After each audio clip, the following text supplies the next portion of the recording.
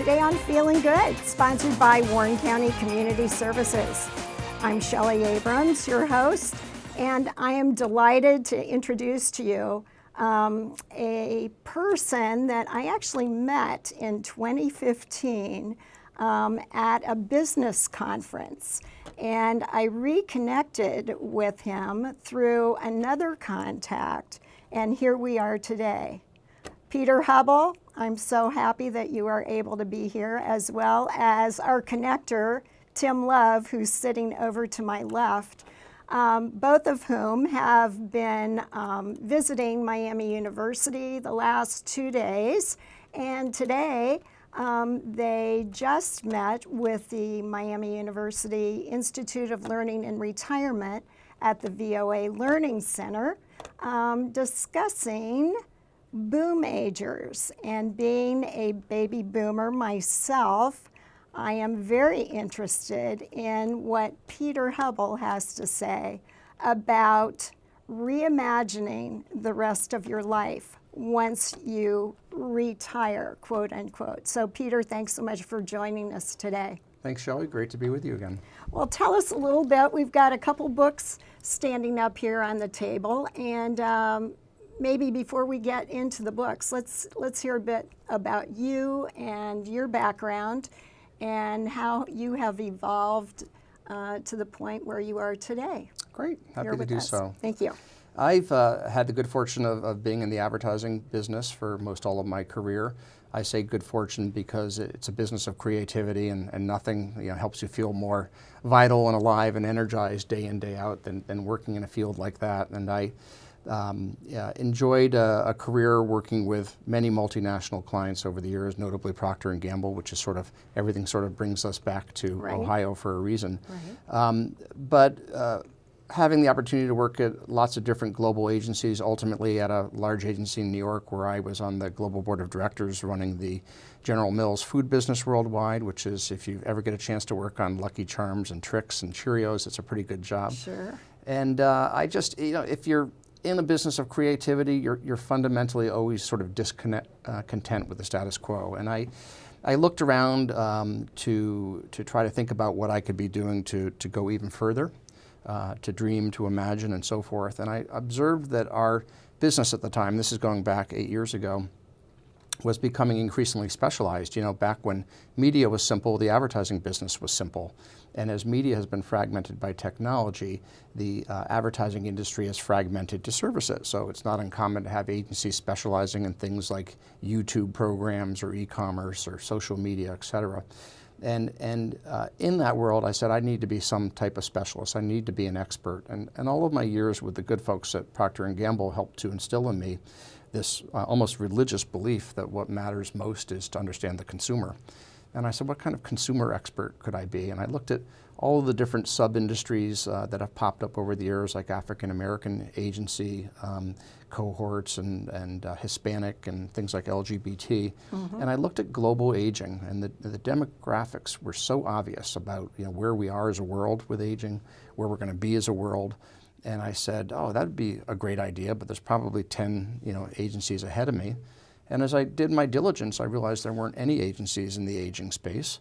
So Boomagers is the name of the firm that we founded 8 years ago to try to be experts in the field of marketing to age. We're not, we spent the morning with the folks at Scripps doing some great work in gerontology and understanding age and all of the related dynamics. We're filling this important void of helping clients market to age, because if the innovation is stuck inside the R&D halls because they haven't found a way to activate it or to commercialize it in a way that resonates with baby boomers, which is mostly the norm, then it ultimately doesn't reach the end recipients, which is the people themselves who are aging. And their needs are evolving. I think we'll probably get into the fact that they're underserved by marketing today for all sorts of reasons. But also, especially here in the United States, where we don't respect our elders the way other cultures do, it's about how can we as an organization help create communications that get fueled by massive budgets from big marketers to help bring more dignity and respect to the process of aging. Very so good. it's really, after a long career in advertising, a chance to do something that has more of a purpose orientation to it. Well, and that's actually how I met you, was at a P&G alumni conference in Miami, Florida, as I recall. And we have a couple books here. I bought this book from you, and I have highlighted it, and I've written Back to notes school. in it, Yeah. and so on and so forth. So maybe you can tell us a little bit about this book and this book as well, and how it fits into the whole purpose of Boom Agers. Great. Well, the first book is The Old Rush, and if you know me, I rarely, if ever, use the word old, because I prefer to bring positive terminology to aging, and so I couldn't resist the soundbite, though, in The Old Rush and drawing a parallel to the Gold Rush. This is mostly a book that I wrote early on in the history of Boom Agers to try to evangelize for why marketers should think about prioritizing people of age and market to them. And again, it's for marketers to help realize gains and profits by marketing to people of age. But if we can't help them do that, then that innovation isn't reaching the people who need it. So I think we play an important intermediary role. So this was designed to help people realize what the opportunity was. You know, when the gold rush happened, people tend to forget that you were a farmer in Vermont and you put your plow down, and you told the family that you were heading west to mine for gold, and you had zero experience prospecting for gold. If you found it, you didn't know what to do with it. You had to travel to the West Coast, which back then you either took a boat, which people didn't have, and went around the Horn, or you went across the Panama Isthmus and got a boat on the other side and probably contracted malaria. Or if you were really intrepid, you got in a wagon and you went cross country and winter hit somewhere in Nebraska, and you also probably ran into some unfriendly plains folks. So it was no small task getting there, but they were compelled by the size of the reward. So the parallel here is for the people who can figure out how to market to age first and get there is truly an uncontested space. And much like the miners who got to California first, they literally found gold nuggets on the ground. Those who waited and followed had to pan and dig for dust. And that's so we're trying to encourage marketers here to be the leaders, to get to this space first. Because we know that when big leadership companies do something, others tend to follow. So the Old Rush was a way to try to begin to evangelize and instigate forward motion towards the opportunity of aging. So if that's a bit of I'm sorry. Well, I was just going to say, I remember I was drawn to the book as well because Jane Pauley, who is one of my very favorites, she had written the foreword for this book for you. So what was your connection with Jane Pauley? Jane had just done a program, a broadcast program about baby boomers Reimagined 2.0. And she had reached out, was intrigued by what baby boomers were doing to help advance their own generation in terms of reimagining and being entrepreneurial. So we had done the program together and nurtured a relationship, and I asked her to write the foreword. And it's interesting because if you read the book, which I know you have, and so forth, but she said, Peter Hubble and I are both going at the same opportunity in different directions. But what I knew is that people like Jane and I had access to the wherewithal and the means within the media and entertainment community to try to create a positive difference and a lasting legacy for baby boomers. Mm-hmm. And we had this meeting and we said, do we have a legacy as a generation? And she said, I don't think we do. Right? The greatest generation, of course, had a fabulous legacy. But for all that the boomers talk about, all that we are and all that we've done, we're still short of a legacy. So I suggested with Jane's agreement that we should be the generation that tries to make a positive difference in the way that our culture views aging. Mm-hmm. And here we are. Well, and I think if people like myself watch CBS Sunday Morning and see Jane's role as the host of CBS Sunday Morning, I think that she certainly has been in the business of broadcasting for years and still has a very timely and contemporary view of and image, I think, on television for sure. Ageless. Yes, indeed. And then you followed up with another. Yeah, getting better with age is, if this is a book about why market to baby boomers, getting better with age is a bit of a how orientation to it. But it came from this, I would meet with large groups of baby boomers, and I'd say, how many of you believe you're living the best years of your life right here and now? And show of hands. And so in any audience that's Gen Pop, I'm always going to have about 60% of the audience that's baby boomers.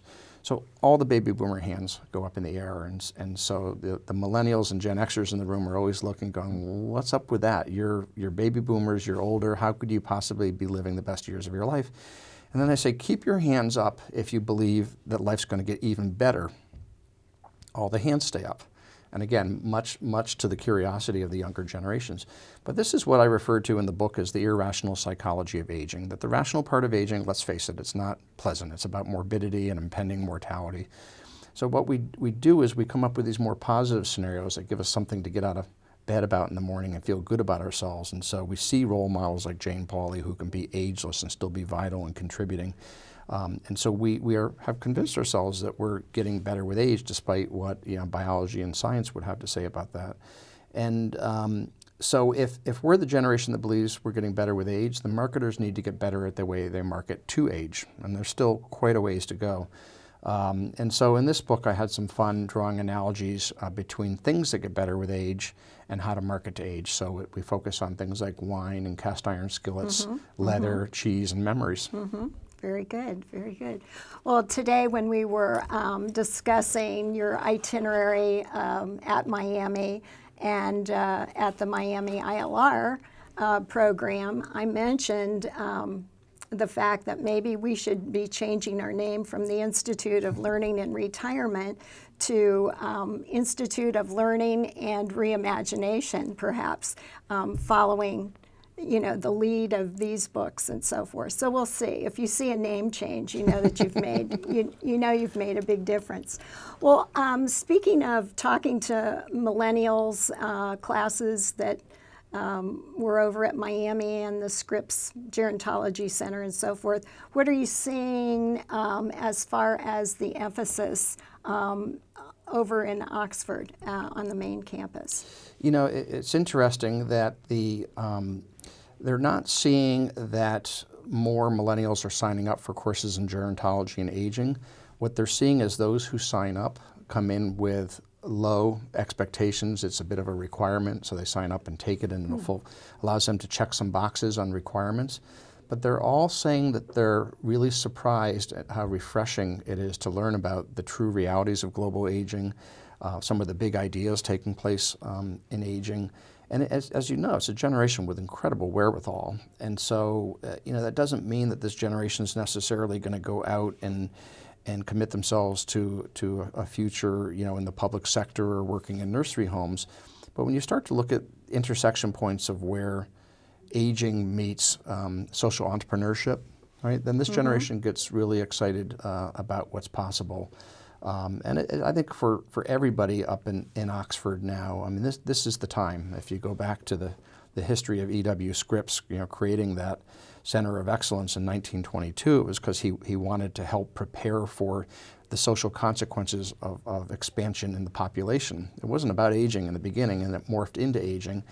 And now we're at a point here where, I don't think I need to belabor it. We are contending with some very real issues around aging and public policy. Now is the time for the bright minds like we have in Oxford to help the country figure this out. And then, at some point, imagine there might be no more baby boomers, right?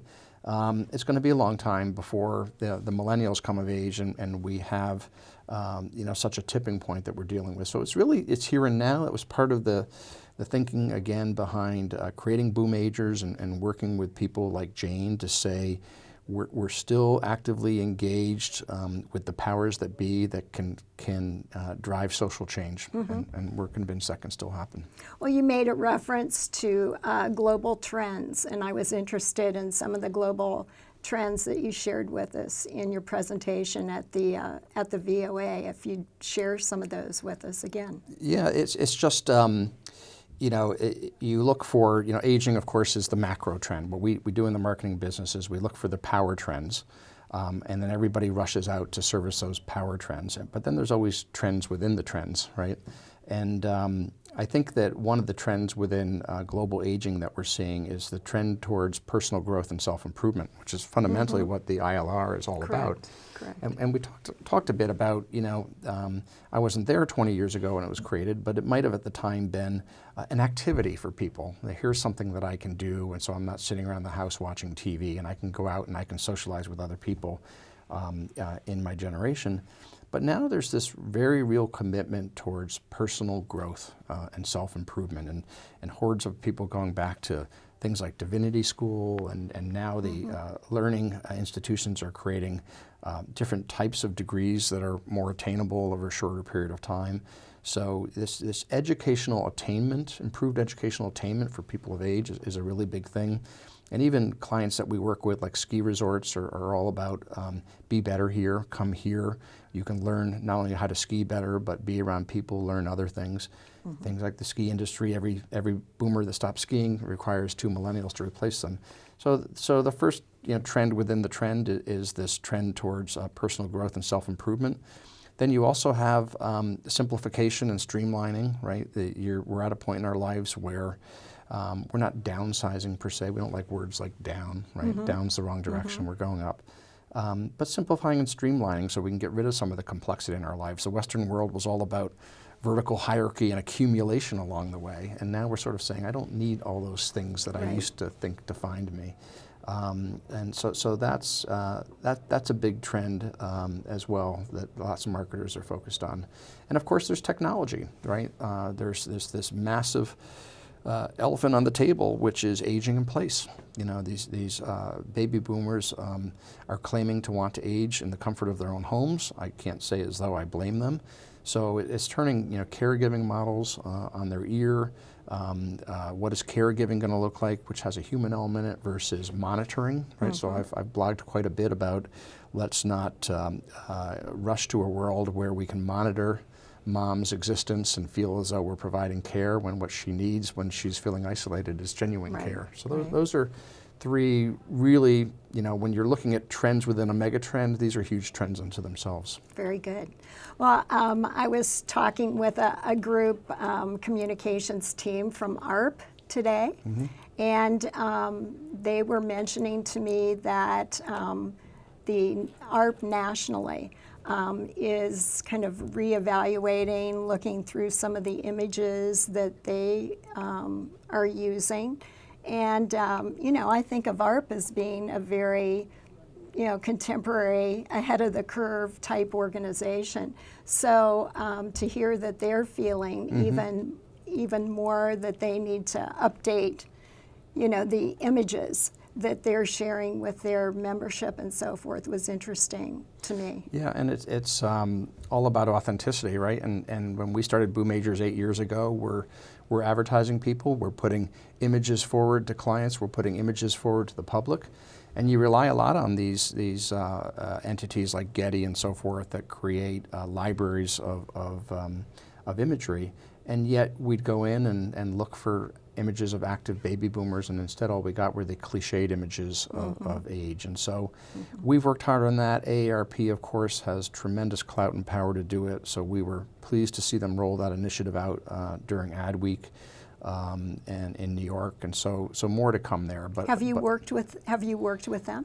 We have worked with them and are working with them increasingly, simply because people see us as being on the leading edge of working with clients who want to be on the leading edge. And anytime you're in that position, people sort of want to be with you. And they're doing things with clout and wherewithal in Washington. Of course, all the things we read from AARP are all in service of the broader purpose work that AARP is doing with people of age. But a fabulous organization, and we're all after the same thing. Right. Very good.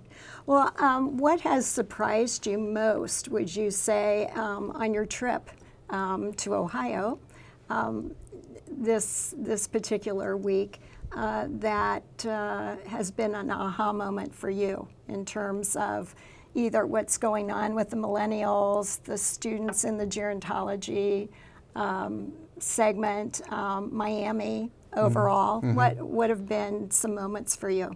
Well, first of all, I grew up in the East Coast and have spent quite a bit of time here in Ohio, but a lot of that is flying in to see Procter & Gamble, or coming into Dayton to go down to Procter & Gamble, or going out into the community and doing work with consumers. And I'd known through Tim that Miami was a wonderful institution, but I hadn't been there. So I was quite impressed with what a fabulous learning center it is, a beautiful campus.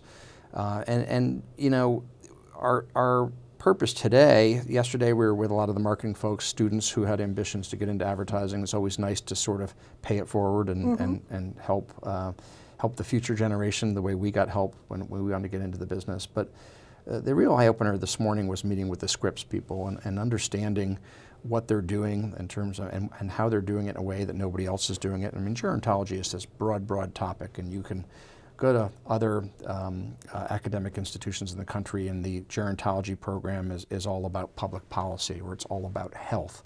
And they've got a very holistic orientation to gerontology. And it's mostly being activated in the public sector, but there are opportunities for them to start to do things to expand it. And again, I think that we always, as people who are marketing and activating and commercializing innovation for aging, we rely on depth of consumer understanding, right? Your next idea is only as good as the depth of your consumer understanding. So the extent to which, as we're having these meetings in the Scripps library with every book on the shelves has aging on it, right? It was a bit of overload even for me. But to think about having access to that if Boom Agers has access to some of the knowledge and expertise that they have, and we can bring that expertise and knowledge refined in a way that's art form for our clients, then we're taking advantage of everything that's out there. You know, again, back to the point of we have a window, right? We can make a dramatic change in the way the world views aging and the way the aging people of the world are able to live the remainder of their lives.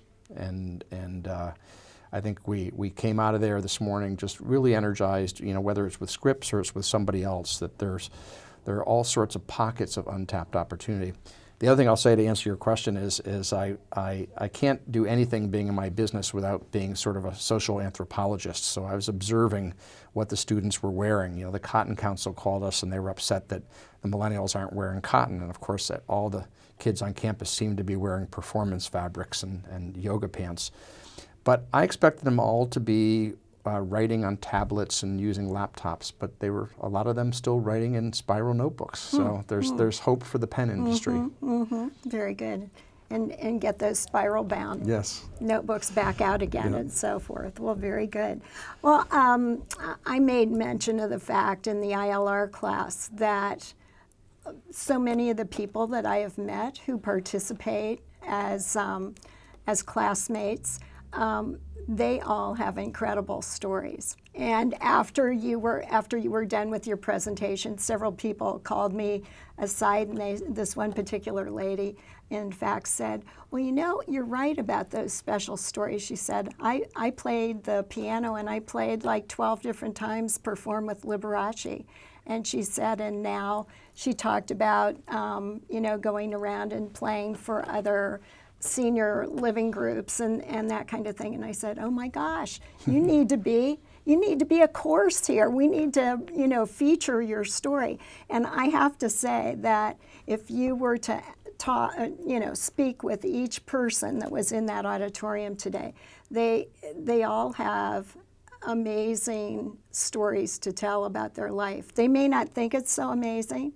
And these two cameramen right here, Paul and Dave, they both have spoken at ILR, and I tell them that their stories, you know, people still remember when they've given presentations on, you know, their expertise, and they may not think that they have expertise as much as we appreciate their expertise. Right. So it's just, that's kind of always an aha moment for me when I go to an ILR class. Yeah, and the, you know, just trying to get out of that auditorium to come over here for the program was quite an ordeal, because they all wanted to share those stories with me. And so just a tremendous amount of energy and up with life. And you know, it's one thing for me to try to go out and talk to marketers and tell them that's the way the world is. But then when you actually get a chance to be around people like that, and you're saying this is it, this is what they're feeling, and they're rewiring. There's another reword for you. You know, trying to figure out not retiring and stopping, because when you stop is when you start getting old, but rewiring and trying to figure out what you can do differently. There we go. Very good. Well, what are your future plans? What are you looking like? I know you're leaving tomorrow, and when you go back to the East Coast, is that where you're headed?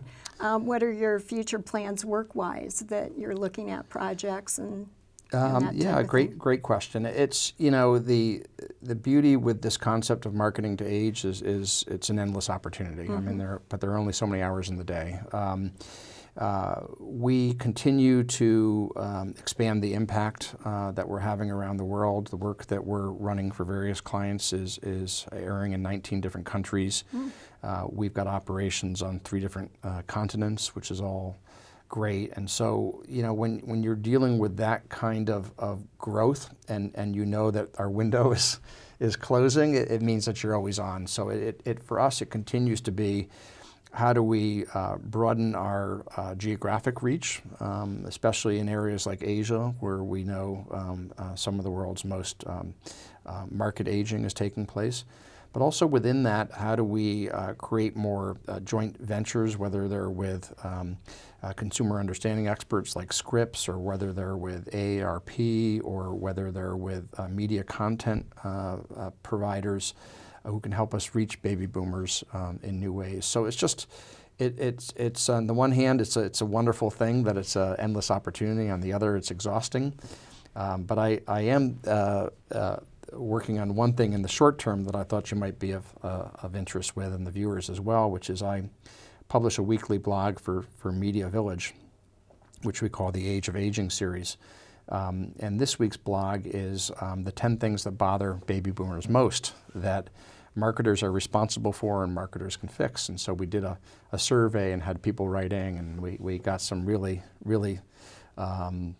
some of the things we knew we would hear, but others were sort of surprising. But it's we heard a little bit of that today in ILR, where a woman said she was frustrated that the parking spaces near the front of the store are being removed in favor of the parking spaces for young people who want to click it and have somebody run out with their groceries and not have to shop. And these are real issues. And you know, the baby boomers were used to being catered to when they were the dominant cohort, and now we're feeling a bit like we've been written out of the script. So that's been fun to do, to really sort of understand what's creating frustration with our generation. Well, when our audience views this segment, if they were to want to contact you, what would be the best contact information? They can, you know, if you Google Peter Hubble and Boom Agers, the website has all the contact information, and we monitor that on a regular basis. But, you know, we're only, as I keep saying here, we're only as good as our ability to understand what people are feeling, and we love the unsolicited feedback. Shortly after launching the agency, I got a lovely voicemail from a woman who found out about us and was calling to thank us simply for existing, because she was frustrated that when she walks into Sephora, she doesn't get waited on, she doesn't get attention. When she finally has to track down a salesperson, they take her to the corner of the store that has the boring products like anti-wrinkle serums and so forth, and she says, why isn't there fun stuff for me? Right. So we'd love to hear from people and hear more often than not. Okay, very good. Well, this has been, I mean, I've been looking forward to this. We've been planning this, I think, for at least 6 months, I think.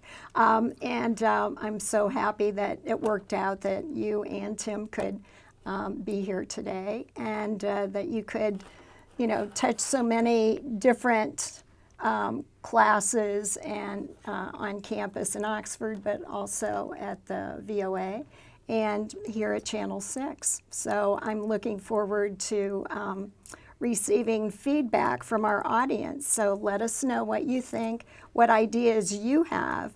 And until next time, we hope you're feeling good. Bye for now.